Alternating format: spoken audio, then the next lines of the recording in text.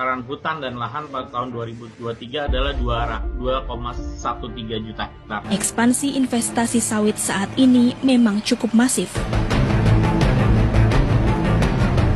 Video yang diambil oleh Greenpeace ini membuktikan hal itu.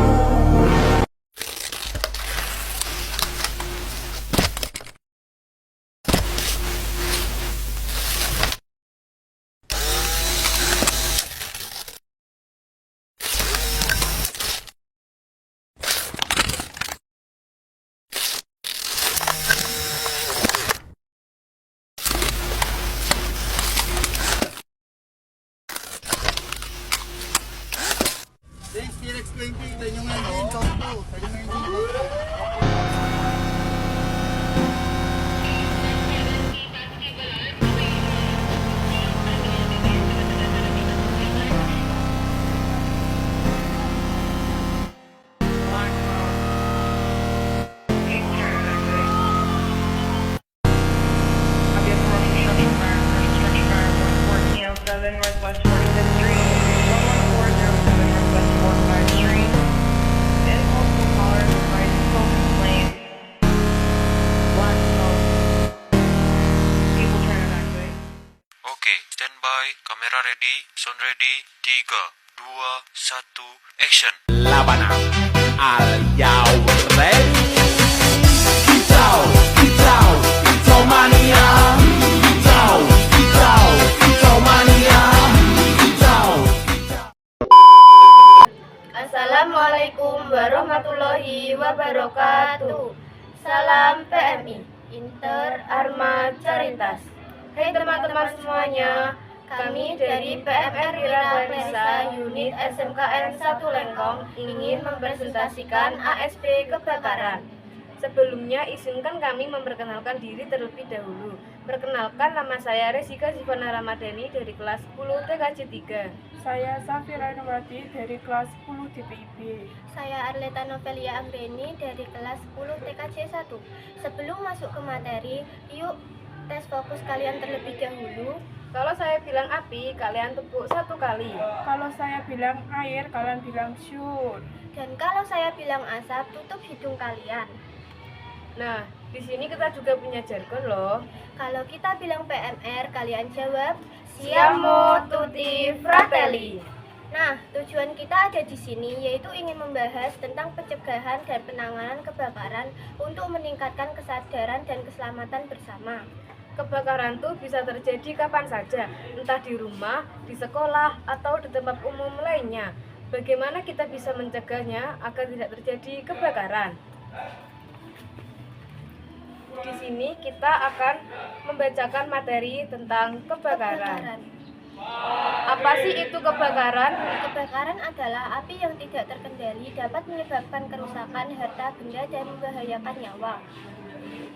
Jenis-jenis kebakaran. Kebakaran terjadi menjadi beberapa jenis. Yang pertama, kebakaran kelas C, yaitu benda padat, kayu atau kertas. Yang kedua, kebakaran kelas B, yaitu cairan yang mudah terbakar seperti bensin dan minyak. Yang ketiga, kebakaran kelas D, yaitu peralatan listrik. Dan yang keempat adalah kebakaran kelas D, yaitu logam yang mudah terbakar. Penyebab kebakaran. Penyebab kebakaran ada beberapa macam, contohnya korsleting listrik berupa mematikan kompor api terbuka seperti rokok atau lilin dan bahan kimia yang lainnya.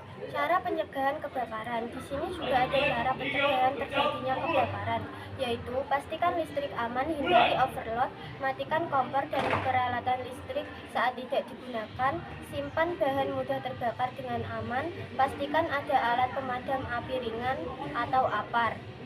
Tujuan kita memilih materi yaitu untuk meningkatkan kesadaran dan kesiapsiagaan kita menghadapi bahaya kebakaran.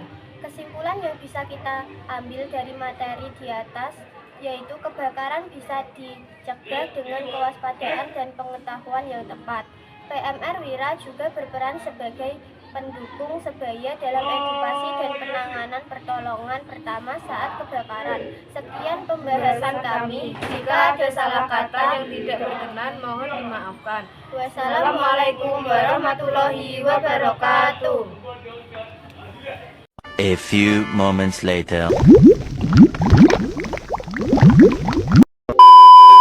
Di sini kita mengambil simulasi kebakaran kelas B, yaitu cairan yang mudah terbakar.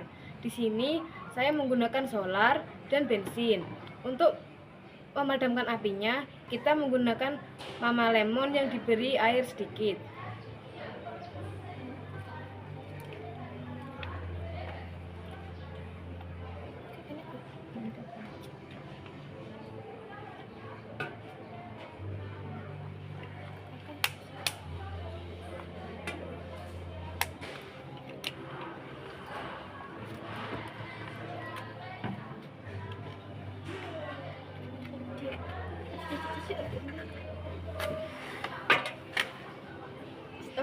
Nah, di sini kita akan melakukan pemadaman api.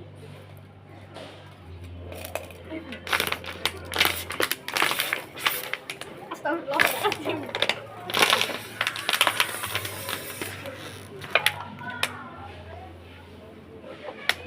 You didn't have to cut me off. Think that I can never know we were nothing. I don't even need your love, but you treat me like a stranger, and I feel so loved.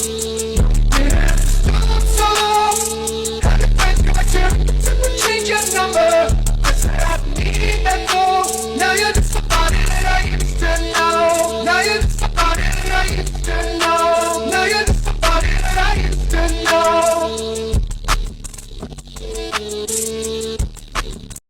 Oh my God! Wow!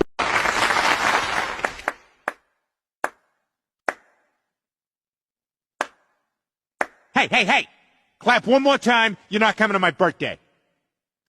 Who did that? Sekian simulasi praktik dari kami. Wassalamualaikum warahmatullahi wabarakatuh. Fenomena warga menonton kebakaran sudah menjadi pemandangan umum di Indonesia.